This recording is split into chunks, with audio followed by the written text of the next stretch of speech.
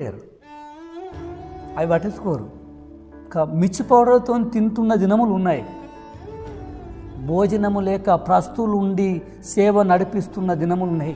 ఎందుకంటే తండ్రి, నన్ను మనుషులు పిలవలేదేసయ్యా, నీవు పిలిచిన లేమైనా కలిమైనా జీవమైన మరణమైన చావైన బ్రతుకైనా ఏదైనా తండ్రి మాకు నీవే ప్రభువా అని ఆహారం లేకుండా ఉండి ఒక సమయంలో తిని ఒక సమయంలో తినకుండా